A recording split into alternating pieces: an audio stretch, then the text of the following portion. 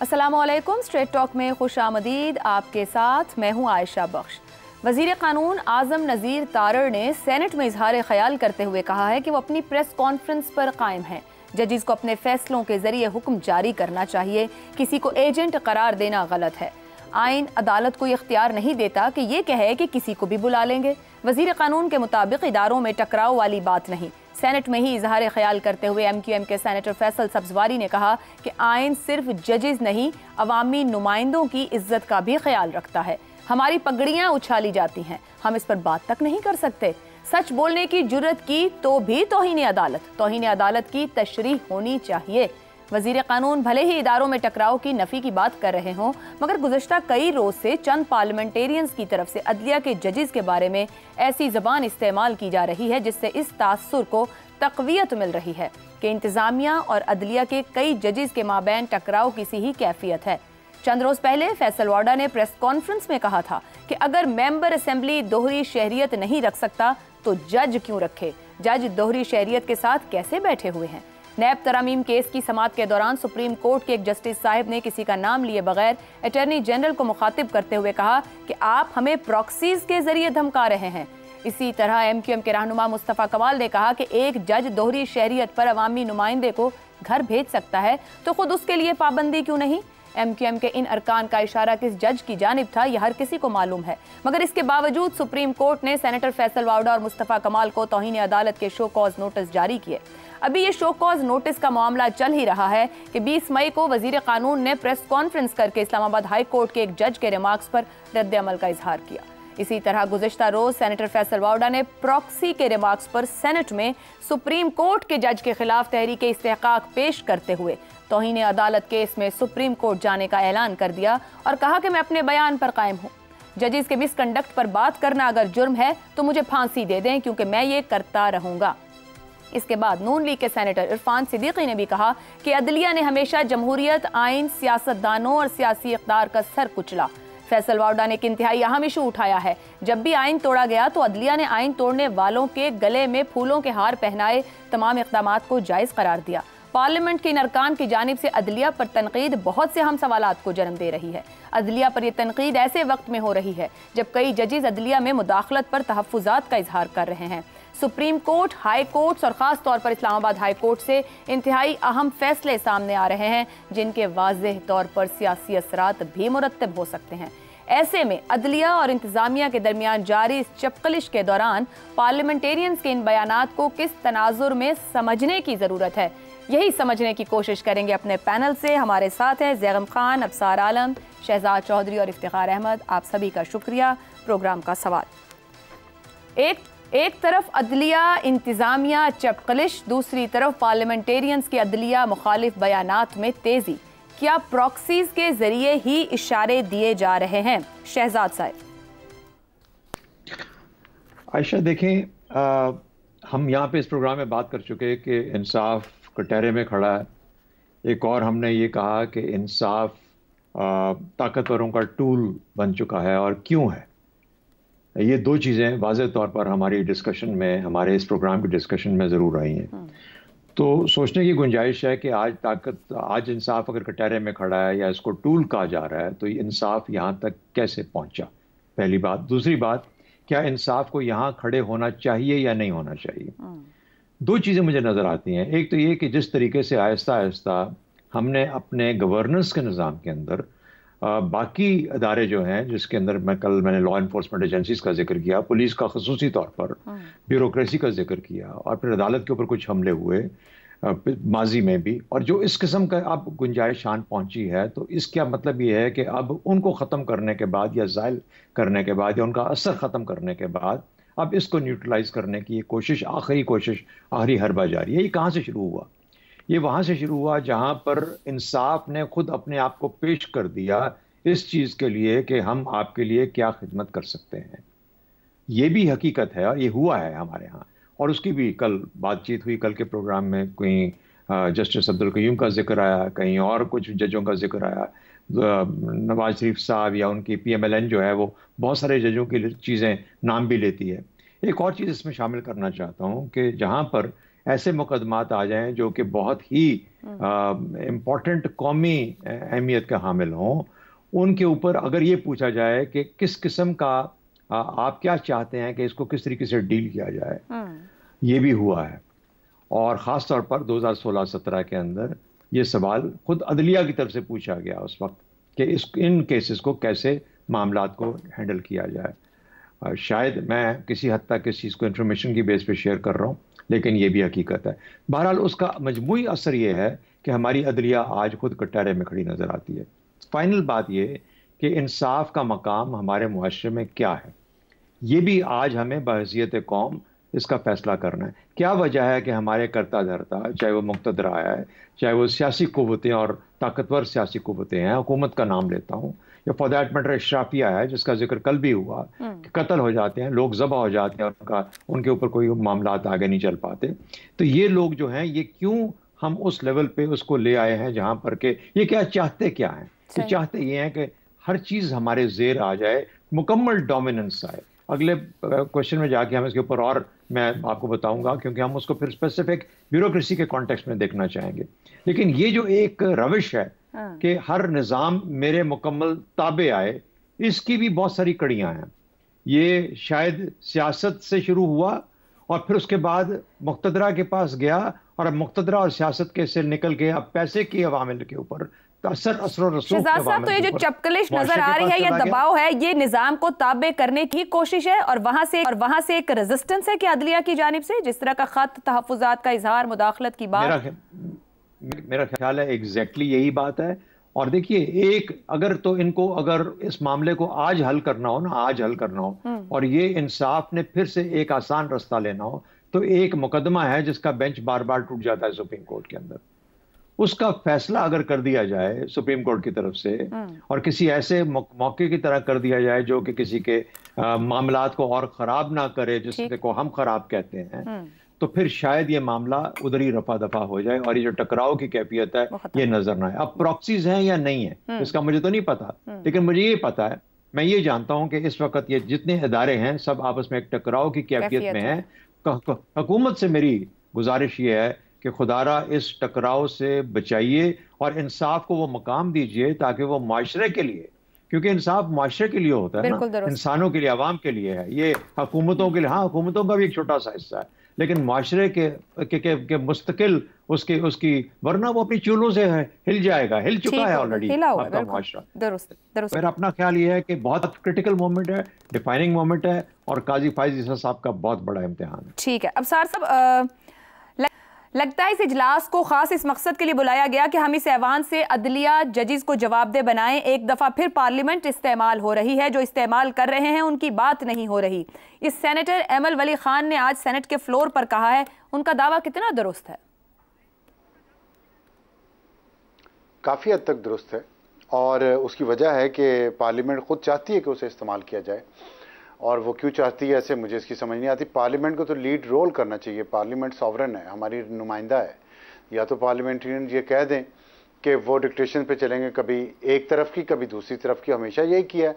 अब भी मुझे याद आ रहा था कि 18वीं तरमीम पे 18वीं थी या कौन सी थी जिसमें जजेस की अपॉइंटमेंट का तरीकाकार तय हुआ था, तो सुप्रीम कोर्ट ने ऑर्डर दिया पार्लियामेंट को तो बदलें इसको, बिहाइंड द डोर भिजवाया।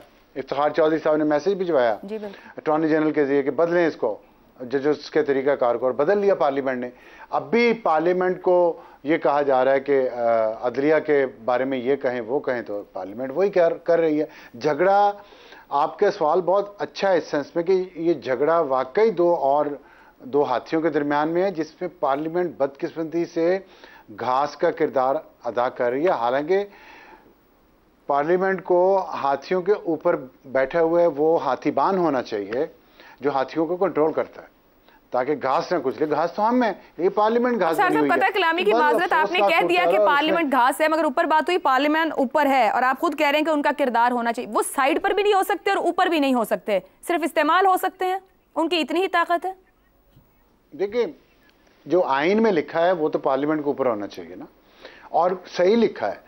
जो कलेक्टिव विजडम होती है ना, पार्लियामेंट जो है वो कलेक्टिव विजडम है अवाम की जो मुश्तरका राय होती है, उससे ज़्यादा बड़ा कोई इंजीनियर और साइंसदान नहीं हो सकता। ये बात लिख ले मेरी। कोई भी नहीं हो सकता, वरना ये दुनिया ये निज़ाम ना चलाती। शूरा का हो, इस्लाम में जमहूरियत का हो, वेस्टर्न डेमोक्रेसी में, ये सब कलेक्टिव विजडम पे चलते हैं। लेकिन और कलेक्टिव विजडम जब खुद नहीं चलना चाह रही तो फिर हम क्या करें? अफसोस तो इस बात पे होता है ना, आपने कहा कि ये साइड पे क्यों हो? इसका रोल है, आइन में इसका रोल लिखा हुआ है पार्लियामेंट का और दूसरे सारे महकमों का भी। तो पार्लियामेंट उन पे क्यों चलती है? अपना रोल क्यों नहीं प्ले करती? बड़ा क्यों नहीं बनती घर का? सर मैंने इसलिए कहा कि अगर अपना रोल प्ले नहीं कर सकती तो कम से कम इस्तेमाल भी ना हो, वो घास भी ना बने जो इस्तेमाल हो जाएगी। अगर अपने वो ताकत नहीं रखती तो क्या साइड पर होने की भी ताकत नहीं रखती? देखिए आयशा, आप हसन निसार साहब के साथ प्रोग्राम कर करके ना कई सालों से आप हकीकत पसंद हो चुकी हैं, और शहजाद चौधरी साहब भी हमारे बड़े मैच्योर, और इफ्तिखार साहब और अब जैगम साहब, आप मैच्योर लोग हैं, आप ये बात कर सकती हैं। मैं नहीं इस पे मानता। क्यों पार्लियामेंट साइड पे बैठे? क्यों करे? पार्लियामेंट का जो रोल है वो करे, वरना घर जाए। सीधी सी बात है। ये कोई तरीका है कि हमने वोट दें, हम इलेक्शन पे पैसे लगाएं, हम रोजाना हर लम्हा हमारा इस मुआशरे में, इस मुल्क में अपनी आज़ादियों के लिए लड़ने में गुजर रहा है। उम्रें गुजर गई हमारी लड़ते लड़ते, इसलिए कि पार्लियामेंट सॉवरन हो। और आज आके एक मसला है, पार्लियामेंट को उसमें लीड रोल प्ले करना चाहिए, और हम कहते अच्छा तुम प्रॉक्सी नहीं बन रही तो साइड पे हो जाए। नहीं, गलत है, दोनों चीजें गलत है। प्रॉक्सी बनना तो इंतहाई शर्मनाक तरीन बात है। एक इंसान को किसी की प्रॉक्सी नहीं बनाई। प्रॉक्सी गुलामी है जिसको हमारे मजहब ने खत्म कर दिया, फिर मॉडर्न वर्ल्ड ने गुलामी को खत्म कर दिया।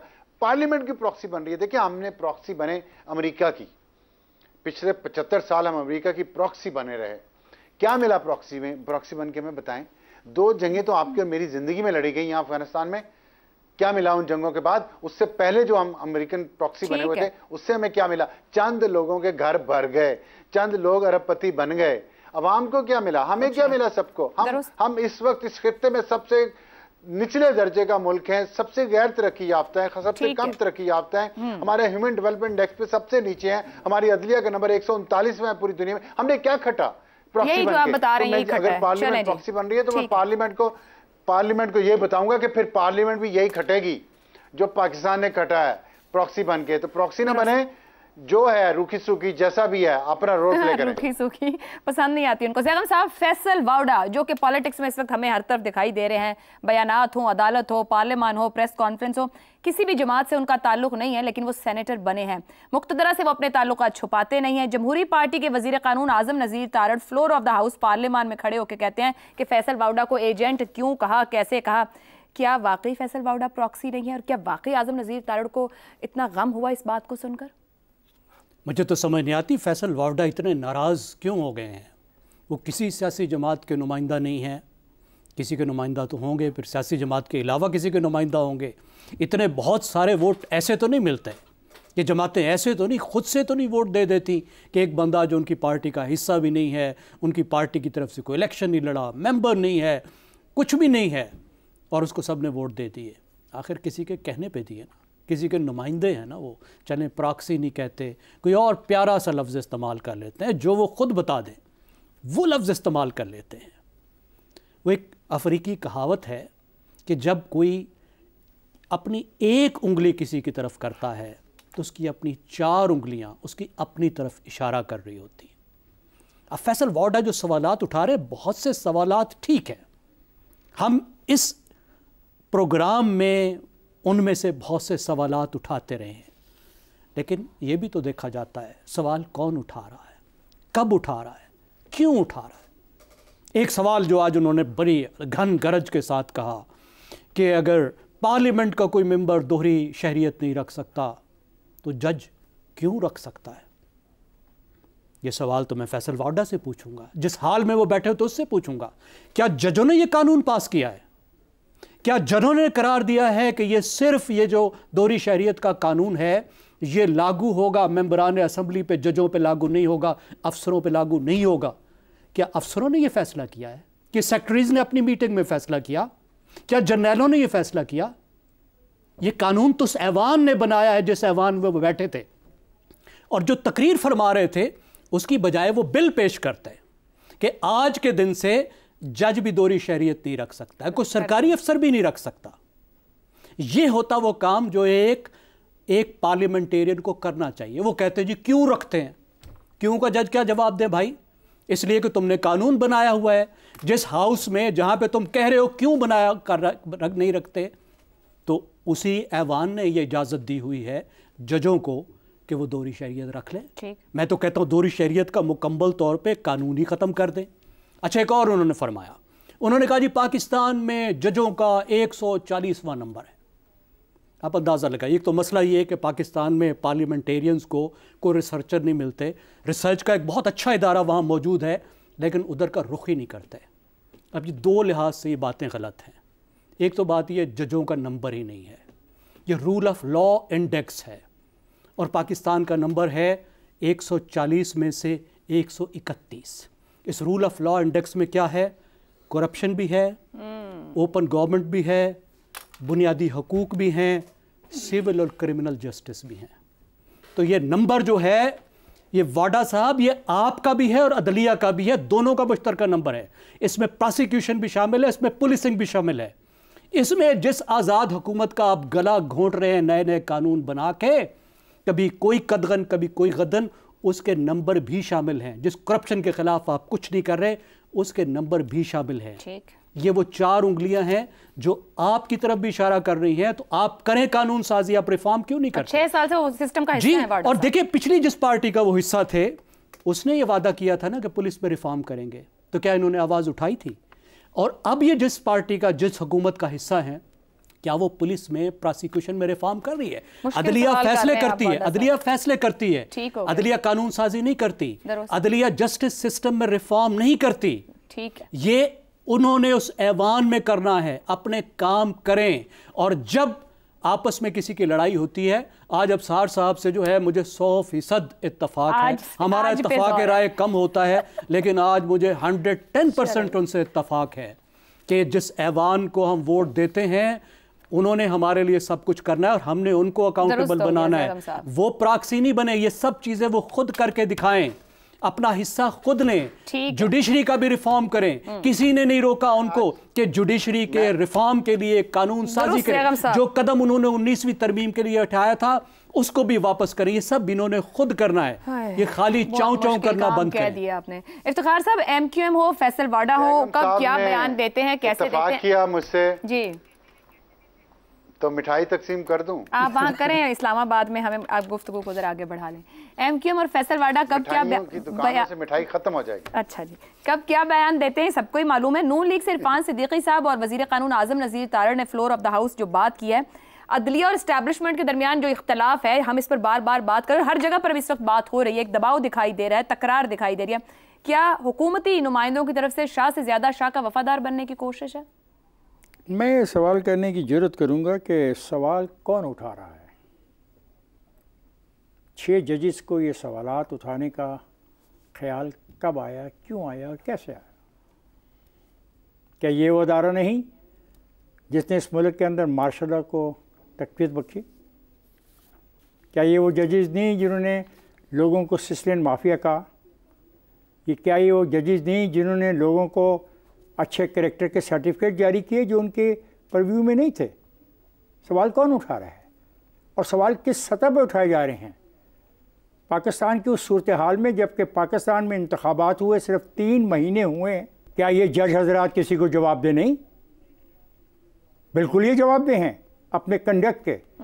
और क्या ये हकीकत नहीं कि जब मैं जज की बात करता हूँ तो मैं सिविल जज की भी बात करता हूँ, मैं सेशन जज की भी बात करता हूँ, मैं मजिस्ट्रेट की भी बात करता हूँ, उनके रवैयों की भी बात करता हूँ, उनके फैसलों की भी बात करता हूँ, उनके कंडक्ट की भी बात करता हूँ। ये क्या तरीका हो गया कि वो जो चाहें कहें?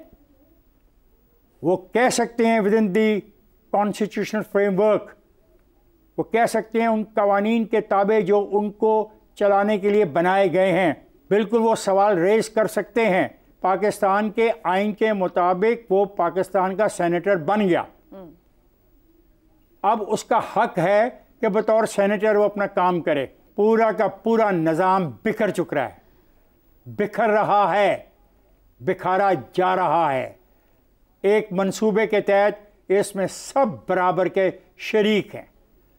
और मैंने परसों चौथ एक प्रोग्राम में कहा, मुझे पार्लियामेंट तो नज़र आती है लेकिन पार्लियामेंट के अंदर पार्लियामेंटेरियन नज़र नहीं आते। हम बहुत बुरे हालात में फंस चुके हैं। कौन लेके आया था जजेस को कंधों पे उठा के? ये पाकिस्तान वाहिद मुल्क है जो निकाले हुए जजेस को अपने कंधों पे उठा के उनके गलों में हाथ डाल के वापस ला के उनकी नशिस्तों पे बिठा के गया। दुनिया में ये कहीं हुआ? बड़ी बातें यहाँ पे हम करते हैं, असूलों की, प्रिंसिपल की, और गैर मुल्की मिसालें देते हैं। ये कहानी कब से शुरू हुई है? इतनी तकरार दर तकरार हो रही है, सदर और वजीर आजम कहीं नजर नहीं आ रहे। जी, वो सदर वजीर आजम को रोल अदा करना चाहिए, मैं आपसे इत्तफाक करता हूँ। बल्कि मैं तो इस हद तक भी जाने को तैयार हूँ कि अगर ये पार्लियामेंट बकौल मेरे दोस्त नाकाम होगी तो घर चली जाए, लेकिन जनाब यही तो चाहते हैं दोस्त कि 3 महीने में ही पार्लियामेंट चली जाए। ये खेल खतरनाक है, ये ऐसा नहीं है जैसा आपको नज़र आ रहा है। ये किसी एक का लफ्ज़ प्रॉक्सी इस्तेमाल करना दूसरे के खिलाफ नहीं है। ये खेल गहरा भी है और खौफनाक भी है। प्लीज़ हम सबको बाज आ जाना चाहिए और कॉन्स्टिट्यूशनल फ्रेमवर्क के अंदर रहते रहते अपने जो हैं जिम्मेदारियां वो निभानी चाहिए, खा पार्लियामेंट के आप मेंबर हो, खा आप जज हो, खा आप एग्जीक्यूटिव में हो। ठीक है जी। और पाकिस्तान के सियासी और माशी हालात ऐसे खेल खेलने की ना इजाज़त देते हैं ना बर्दाश्त कर पाएंगे। एक ब्रेक लेनी है, ब्रेक से वापस आएंगे तो बात करेंगे गंदम दरामद जो स्कैंडल था उसकी रिपोर्ट आ गई और सब कुछ पर मिट्टी डाल दी गई है। वाकई ऐसा है? इस ब्रेक के बाद प्रोग्राम में एक बार फिर खुशामदीद। मुल्क में गंदम की सरप्लस इंपोर्ट के बारे में वजीर आजम शहबाज शरीफ को इंक्वायरी रिपोर्ट पेश कर दी गई। इस तहकीकाती रिपोर्ट में गंदम बहरान के जिम्मेदारान का तयन किया गया है। इंक्वायरी कमेटी ने निगरान हुकूमत को क्लीन चिट देते हुए गंदम स्कैंडल की सारी जिम्मेदारी वजारत फूड सिक्योरिटी के 4 अफसरान पर आयद कर दी है। इंक्वायरी रिपोर्ट में नेशनल फूड सिक्योरिटी के 4 अफसरों को नाक़िस मनसूबाबंदी और गफलत बरतने पर जिम्मेदार करार दिया गया है। वजीर आजम शहबाज शरीफ ने इंक्वायरी कमेटी की सिफारिशात तस्लीम करते हुए 4 अफसरों को मुअत्तल करने और साबिक विफाकी सेक्रेटरी नेशनल फूड सिक्योरिटी के खिलाफ बाज़ाब्ता कार्रवाई की मंजूरी दी है। यूं बज़ाहिर गंदम स्कैंडल अपने इख्तिताम को पहुंचा, मगर क्या मामला वाकई इतना सादा है? वो बहरान जिसने पूरे मुल्क बिलखुसूस पंजाब के किसानों की साल भर की मेहनत को डबो दिया, वो इतनी आसानी से हल हो गया? या फिर मामला और गंभीर है जिस पर पर्दा डाल दिया गया है? इस तहकीकाती रिपोर्ट के बाद गंदम स्कैंडल से जुड़े बहुत से सवालात जूं के तू मौजूद हैं। निगरान हुकूमत में गंदम इंपोर्ट करने की इजाज़त किसकी तरफ से दी गई? कितनी गंदम मंगवानी है, इसका तयन किसने किया? ज़रूरत से ज़ायद गंदम इंपोर्ट करवाकर मुंतखब हुकूमत को आगाह क्यों नहीं किया गया? मुल्क को अरबों का नुकसान पहुँचाकर फ़ायदा किस किस ने हासिल किया? गंदम के लिए LCs किसने खोली? मुल्क और किसानों का माशी नुकसान कौन भरेगा? इन तमाम सवालों के जवाबात इस तहकीकाती रिपोर्ट में कहीं मौजूद नहीं है। ज़राए के मुताबिक कमेटी की जानिब से 1 माह से ज़ायद अरसे की तहकीकात में निगरान दौरे हुकूमत के किसी भी जिम्मेदार को तलब ही नहीं किया गया। अलमिया यह है कि जिस गंदम स्कैंडल को हुकूमत की जानिब से इतनी खुश असलूबी के साथ हल कर लिया गया या समेट लिया गया है, इस बहरान से मुतासरा किसान आज भी दरबदर और अपनी गंदम औने पौने दामों बेचने पर मजबूर है। इस पर पैनल की राय आपके सामने रखेंगे। सवाल इस तरह से, गंदम दरामद स्कैंडल की तहकीकाती रिपोर्ट, निगरान हुकूमत को क्लीन चिट, मलबा फूड सिक्योरिटी पर 4 अफसर मुअत्तल, क्या सिर्फ 4 अफसरान ही जिम्मेदार थे? इफ्तिखार साहब। बड़े कमाल की बात है, 300 अरब रुपए का खेल है, अशराफिया की लूटमार है, और प्लांट प्रोटेक्शन के 2 और फूड सिक्योरिटी कमिश्नर के 2 अफराद। क्या बात है यार। हाँ, वो फैसला साजी का अमल करते हैं, वो डिसाइड करते हैं पेपर रूल्स की कैसे अमल दरामद करना है। उन्होंने कहा था ये गंदम मंगवाओ, कि सेक्रेटरी का काम होता है गंदम मंगवाने का।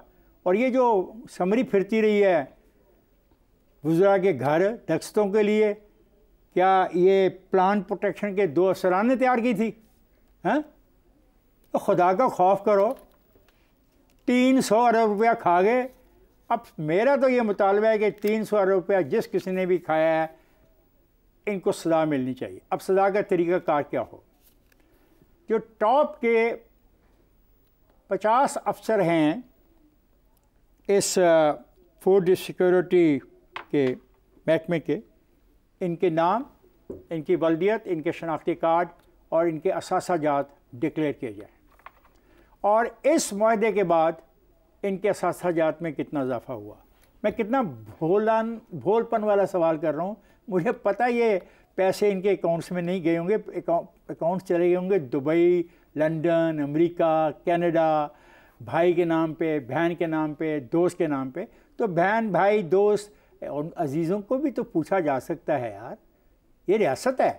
अगर रियासत चाहे तो कहते हैं अपनी मर्ज़ी का फ़ैसला करना हो, आदमी उठाना हो तो किसी को भी उठा सकते हैं। उठाएं कुछ 50 एक लोगों को, टॉर्चर ना करें, ठीक, उनको सिर्फ खाना ना दें। अच्छा, वो जो मैरियट मूरियट का है बस, अच्छा वो भी देते हैं अंदर रखे। बिल्कुल मिल रहा है। फिर मैं बहस में नहीं जाता, जिसको मिलता है छोड़े, गलत बहस हो जाएगी। I demand on the behalf of the people of Pakistan, mister prime minister, you are answerable. क्या बात। Because you are the leader of the cabinet. If the summary was moved and if summary was approved, you did it. ठीक हो गया। Either you say no, आपने नहीं की। अगर आपने नहीं की तो फिर वो कौन से ताकतवर लोग हैं जो 300 अरब रुपए की दिहाड़ी 3 महीने में लगा गए। ठीक हो गया। ये सवाल बड़ा अहम है। पहले ही रियासत के बारे में पिछले सेगमेंट में जिन ख्यालात का इजहार किया गया वो को अच्छे नहीं है, अफसोसनाक है। लेकिन ये बात जो आप करते हो, 300 अरब दें जहां से मर्जी दें, नहीं 300 अरब अपने बिल्कुल दें, और नहीं उनसे लेना जिन्होंने ये सारा खेल किया। किधर है वो सेक्रेटरी वेक्टरी, वो रूल, वो कमेटी, वो फाइलें किधर हैं, दस्तखत किधर हुए, किसने फैसला किया, क्यों किया, वो हमारे पढ़ा जाता है ना। जिम्मेदार मैं सवाल आगे लेके चलती हूँ। किसी ने जिम्मेदारी कबूल भी की थी। शहजाद साहब, मेरे दौर में गंदम की खरीदारी का जो फैसला हुआ उसकी पूरी जिम्मेदारी लेता हूँ। ये निगरान वजीर आजम काकड़ साहब ने कहा था, साबिक निगरान वजीर आजम। इस खुले एतराफ के बावजूद सिर्फ फूड सिक्योरिटी के 4 अफसर ही जिम्मेदार ठहरे। हाँ, उनका भी नाम नहीं है। जिन्होंने कहा कि मैं जिम्मेदारी लेता हूँ, उनका भी नाम इसमें शामिल नहीं है। वहां से तो किसी को बुलाया भी नहीं। तो बदकिस्मती है कमेटी, यही तो बदकिस्मती है हमारी। देखिए ना, अभी जितनी भी इफ्तिखार साहब ने बातें की बिल्कुल 100% दुरुस्त की, मैं मुकम्मल तौर पर एंडोर्स करता हूँ। लेकिन बदकिस्मती से वो भी सिर्फ सेक्रेटरी तक रहे, वजीर क्यों नहीं? मिनिस्टर फॉर फूड सिक्योरिटी किधर गया? उसका नाम क्यों शामिल नहीं? सर सॉरी, वो मेरा और अगर सॉरी वो मैं पढ़ नहीं सका, मेरी ऐनक नहीं काम कर रही थी, वो मुझसे मिस हो गया। उसका नाम मैंने लिखा हुआ था। कोई बात, वो कहते हैं ना कि गैर मुमकिन है कि हालात की गुत्थी सुलझे, अहले दानिश ने बहुत सोच के उलझाई है। ये अहले दानिश की जगह पे आप अहले हवस कह लें। आज के इस शेर के लिए, प्रोग्राम के लिए, अहले हवस ने बहुत सोच के उलझाई है। अब अहले हवस में सिर्फ 4 आदमी शामिल नहीं है। बेशक सेक्रेटरी प्रिंसिपल फाइनेंसिंग ऑफिसर होता है, वो तारिक बशीर चीमा साहब किधर गए? उनका नाम क्यों नहीं है? द बक स्टॉप्स हियर, हमने कहा इस प्रोग्राम के अंदर। वो बक इधर क्यों नहीं रुका आके प्राइम मिनिस्टर के ऊपर, जो प्राइम मिनिस्टर वक्त का था, जिसका आपने इशारा दिया? क्या वजह है कि हम ये करें? हम क्यों इन 4 आदमियों को निशाना बना के गवर्नेंस का सत्यानाश करना चाहते हैं? ये ब्यूरोक्रेसी नैब से नहीं डरती, इस चीज से डरती है जो इस वक्त हुआ है। हम कहते हैं नैब खत्म कर दो, ब्यूरोक्रेसी को इस्तेमाल किया जाता है पोलिटिसाइज करके तबाह बर्बाद। इसमें बड़े बड़े गुनाह क्या हैं? करप्शन और जो हवस है वो तो है ही है ना, जो पैसा बनाया गया। उसके बाद मार्केट की मैनिपुलेशन है, उसके बाद गवर्नेंस का निजाम तबाह करने की बिल्कुल वाज़ेह कोशिश है। और ये वो फैसले दे रहे हैं जो कि कमेटियां बनाई गई गवर्नमेंट की, हुकूमती कमेटियां, जिन्होंने ये फैसले दिए। तो ना गवर्नेंस चाहिए, ना आपको पैसा वापस चाहिए, ना आपको मुजरिम सही पकड़ना है, और ना ही आपने मार्केट की मैनिपुलेशन के ऊपर लोगों को पकड़ना है और कैद करना है। तो फिर किस तरीके से आप कहते हो कि मईशत बेहतरी की तरफ जाए? नहीं जा सकती। आपको अपने अंदाज को, अपने तरीके को बदलना पड़ेगा। ये क्या वजह? देखिए, मुझे बताइए, हमारे वजीर इतने नालायक क्यों हैं कि जो ब्यूरोक्रेट जो कहे उसकी बात मान लेते हैं? 18 ग्रेड का अफसर वो फाइल लेके आ जाता है, वजीर दस्तखत कर देता है, 19वें ग्रेड का लेके आ जाता है। क्यों इतने नालायक हैं? सबसे पहला चीज ये सवाल पूछनी चाहिए, इतने नालायक हैं तो उनको वजीर नहीं होना चाहिए। और यही एक बुनियादी इस वक्त मसला है पाकिस्तान का, कि हम ऐसे लोग पार्लियामेंट में भेजते हैं जो वजीर बनते हैं, जो शायद इस काबिल नहीं होते कि वो जगह पे बैठे। बड़ी अच्छी बात की शहजाद साहब। काश कि हमने 70 साल में सोचा होता कि हमने तालीम देनी है और तालीम एक तरजीह होनी चाहिए, तो कुछ अच्छे लोग भी पहुंचे। ब्रेक लेते हैं, ब्रेक से वापस आएंगे तो अफसार साहब और जगम साहब की राय सामने रखेंगे। काश इन 70 साल में हम कमेटी की जानिब से 1 माह से ज्यादा अरसे की तहकीकात रही, निगरान दौर के किसी भी जिम्मेदार को तलब नहीं किया गया। अफसार साहब, क्या वाकई कमेटी तहकीकात में संजीदा थी? बिल्कुल संजीदा थी। देख लें, उन्होंने 4 लोगों को नॉमिनेट तो कर दिया कि इनका कसूर है, और क्या करे कमेटी? कमेटियां होती इसीलिए। तो बस अल्लाह खैर सला मट्टी पाओ, आगे बढ़ो। इस मुल्क में कमज़ोर जो होगा उसी पे होगा सब कुछ। हराम खाएं, स्मगलिंग करें, 2 नंबरी करें, टैक्स चोरी करें, ज़मीनों पे कब्जे करें, कुछ कोई पाकिस्तान में जो जुर्म हो रहा है, आप दूसरे लफ्जों में आवाम को पैगाम दे रहे हैं, मर जाओ या मार दो वाला? नहीं, मैं ये नहीं कह रहा, मैं कह रहा जुड़ जाओ। ऐसे ही सर्वाइवल यही है ना, जुड़ जाओ लोगों के साथ नहीं, जुड़ जाने जिनके साथ जुड़ने से आपके तमाम गुनाह माफ हो जाते हैं। जुड़ जाने के लिए भी तो कुछ गुनाह बहुत से लोगों का नुकसान करते हैं ना। ठीक है, आप ऐसा करें, इफ्तिखार साहब के साथ ही सारा प्रोग्राम कर लें आज का। ज़ैगम साहब, ये जो गुफ्तगू हुई 4 अफसरान की मुअत्तली और ये जो रिपोर्ट ने जो कुछ वज़ीर आज़म के साथ रखा और वज़ीर आज़म ने जैसे उसको दिल से लगाकर फ़ौरन कबूल किया, या मुल्क और किसानों का जो नुकसान हुआ वज़ीर आज़म शहबाज शरीफ ने वो पूरा करवा लिया? आयशा, नालायकी की हद जो है ना उसको ये गुजर चुके हैं। अब मसला ये नहीं कि इन्हें काम करना नहीं आता, वो तो हमें पता ही नहीं आता। अब इनको आनियाँ जानियाँ करनी भी नहीं आती। आनियाँ जानियाँ भी ऐसी करती हैं कि हमारा हादसा निकल जाता है। ओ भाई, किसी सीनियर आदमी को एक दफ़ा पकड़ लो, अगले महीने छोड़ देना, सिस्टम ने छोड़ ही देना है। लेकिन ऐसी आनियाँ जानियाँ कि उस पर भी सारा पाकिस्तान हंस रहा है, वो संजीदगी से वो निकल गई। शायद मकसद ही यही था कि थोड़ा सा अब उसमें हिस्से मज़ा लाया जाए। वो कहते हैं, आपको पता है स्केप गोट का क्या मतलब है, या जिसको हम कहते हैं किसान मर रहा है, देखिए जमात का ताल्लुक पंजाब से है। जी देखिए, वो तो आज भी मर रहा है ना, सिर्फ उन लोगों का मसला नहीं है, मौजूदा हुकूमत भी तो जिम्मेदार है ना। आयशा, 3 हुकूमतों की जिम्मेदारी है। जिसने एक्स्ट्रा गंदम मंगवाई उसकी तो जिम्मेदारी है। मौजूदा हुकूमत ने किसानों को बचाने के लिए, बुरान को कंट्रोल करने के लिए, कीमतों को स्टेबलाइज करने के लिए क्या किया? मसला सिर्फ ये तो नहीं है कि गंदम मंगवाई गई, मसला यह है कि 8 करोड़ किसानों को बर्बाद किया गया, 8 करोड़ इंसानों की जिंदगी तबाह की गई। और वो 3 हुकूमतों ने की, जिसमें इस वक्त की भी हुकूमत शामिल है, जिसने कीमतों को कंट्रोल करने की, किसानों के हालात बेहतर करने की, उसकी गंदम खरीदने की। साहब, ये इरादतन मामला होता है कतर कलामी की बात, क्योंकि हम पिछले 6 साल से देख रहे हैं इंपोर्ट और एक्सपोर्ट, हमें समझ ही नहीं आती हमारी जरूरत क्या है, क्या भेजना है, क्या रखना है। ये इरादतन होता है और ये 75 साल से हो रहा है। एग्रीकल्चर मार्केट को, किसानों की कमोडिटीज़ को, उनकी फसल की कीमतों को मैनिपुलेट किया जाता है। हर साल मैनिपुलेट किया जाता है, कीमतें गिराई जाती हैं, सैकड़ों अरब रुपए बनाए जाते हैं। ये सिर्फ एक बात हो गई। मैं आपको खुद बता रहा हूँ, जिम्मेदारी से बता रहा हूँ कि काटन के शोबे के टॉप महकमों के टॉप साइंसदानों ने मुझे बताया कि हर साल उन पर दबाव डाला जाता है कि काटन की क्रॉप की गलत फिगर्स बताएं, ताकि कीमतों को क्रैश करके फैक्ट्रियां वो खरीद सके कपास। चला लिया ये दहाइयों तक हुआ है। यही कुछ गंदम के साथ हुआ है और यही कुछ अब हो रहा है। जी, वही कुछ हो रहा है और वही अब चल रहा है। और इफ्तिखार साहब कह रहे हैं सेक्रेटरीज को अकाउंटेबल बनाओ। हजूर, आपको पता है सेक्रेटरी कैसे बनता है? कितना बड़ा मुकाबले का इम्तहान होता है। घुड़सवारी सिखाई जाती है इनको, डिप्टी कमिश्नर बनते हैं ये। फिर जब आते हैं तो एक वो जो महीने है उसमें वो महकमा तालीम संभालते हैं, वो तालीम के एक्सपर्ट होते हैं।